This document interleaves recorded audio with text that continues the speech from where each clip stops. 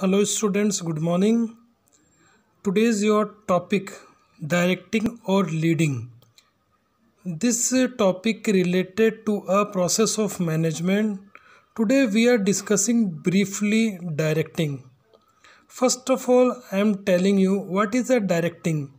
Directing is a very important function of manager.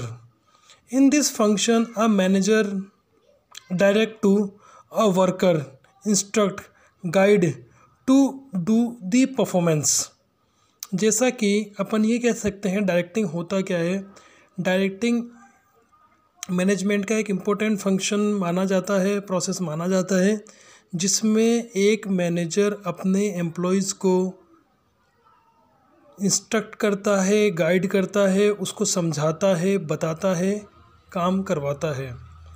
अब आप ये पूछेंगे कि डायरेक्टिंग आया कहाँ से, तो पहले प्लानिंग के बाद, ऑर्गेनाइजिंग के बाद, स्टाफिंग की जो लोग कंपनी के अंदर रिक्रूट किए गए हैं, जब उनसे काम करवाना है तो काम कराने के लिए उनको इंस्ट्रक्ट किया जाएगा, गाइड किया जाएगा, उनको बताया जाएगा, उनको समझाया जाएगा। So this is a directing for fulfilling the organisational objectives. So listen, Directing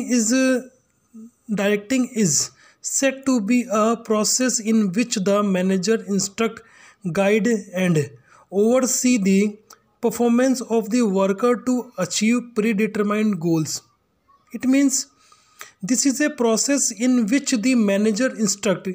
यह एक ऐसा प्रोसेस है जिसमें मैनेजर इंस्ट्रक्ट करता है, गाइड करता है and oversee the performance of worker to achieve the predetermined goals, कि जो ऑर्गेनाइजेशन के जो प्री डिटरमाइंड गोल्स हैं उसको वर्कर पूरा कर सकें।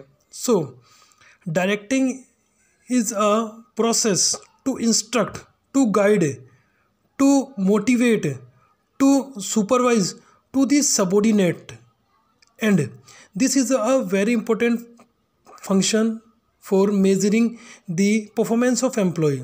इसमें ये अपन ये कह सकते हैं कि जब एम्प्लॉय की स्टाफिंग हो जाती है, उनको रिक्रूट कर दिया जाता है, तो उनको एक्चुअली वर्क प्लेस के ऊपर उनको रिक्रूट किया जाता है, जिसमें वर्क प्लेस में रिक्रूट करने के बाद उनको काम करने के लिए जो भी उनका जॉब क्राइटेरिया है, जो भी उनकी वर्किंग कंडीशन है, तो वर्किंग कंडीशन बताई जाती है और वर्किंग कंडीशन पे उनको काम करने के लिए उनको मशीन के बारे में नॉलेज दी जाती है, उनको मशीन पे किस तरीके से काम करना है उसके बारे में नॉलेज दी जाती है।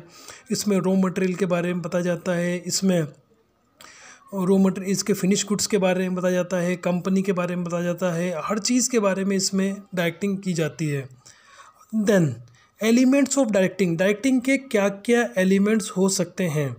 फर्स्ट थिंग है आपका सुपरविज़न, सेकंड है मोटिवेशन, थर्ड वन है leadership and fourth one communication. पहली चीज़ पढ़ेंगे अपन सुपरविज़न। सुपरविज़न को अपन हिंदी में कहते हैं निरीक्षण, जांच पड़ताल, देखना, सोचना, समझना। जैसे supervision is a first element. In the supervision a manager instruct, supervise to subordinates for working condition.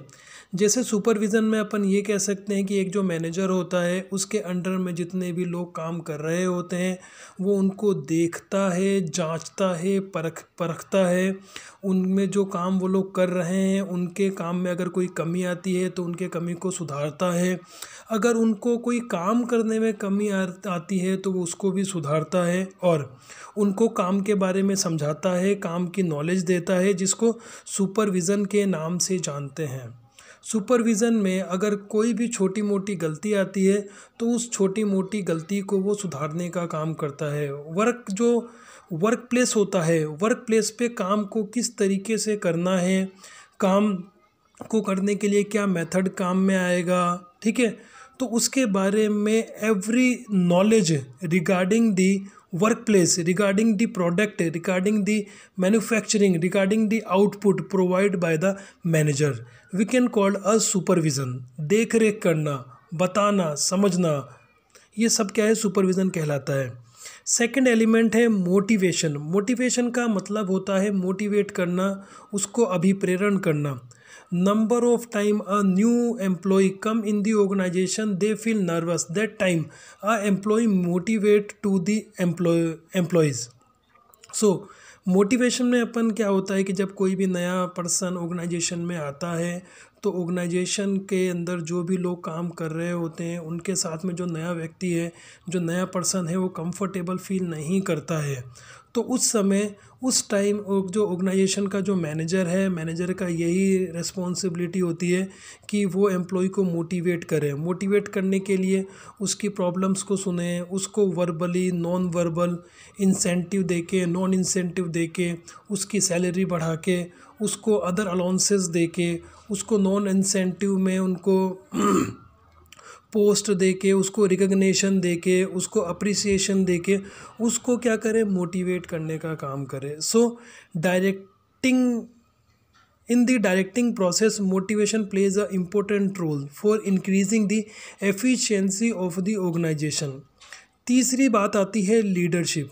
Leadership is also a element of directing because if a manager playing the role of leader then subordinate follow the manager. कि एक जो leader होता है, leader क्या करता है, अपने subordinates को जो भी प्रॉब्लम्स होती है उन प्रॉब्लम्स को सॉर्ट आउट करता है और उनको लीड करने का काम करता है।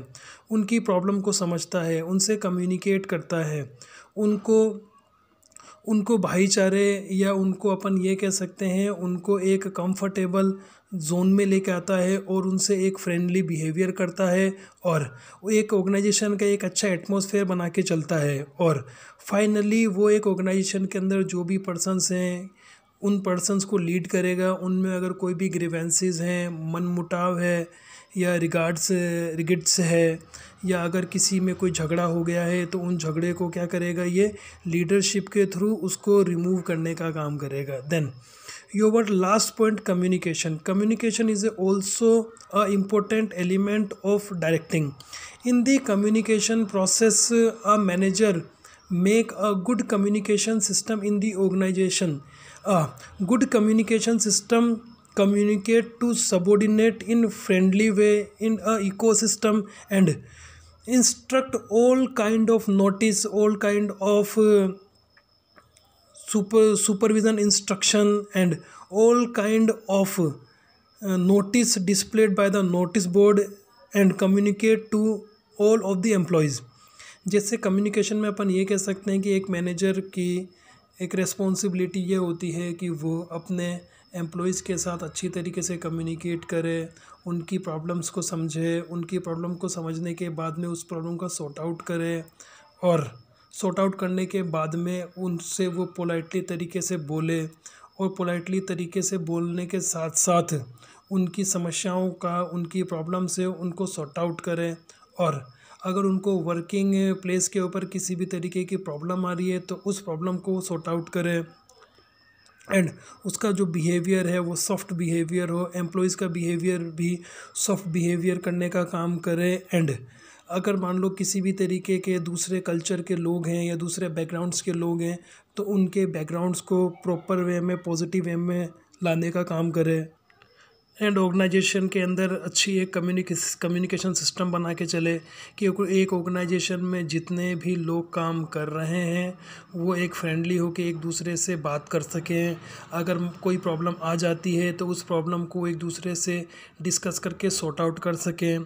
अगर कोई मशीनरी प्रॉब्लम है या कोई वर्किंग प्रॉब्लम है या फैमिली प्रॉब्लम है या मेंटल स्ट्रेस है तो उस स्ट्रेस को वो एक दूसरे से कम्युनिकेशन करके सॉर्ट आउट कर सकें। So this is your directing point completed. This is a very important point of the organisation.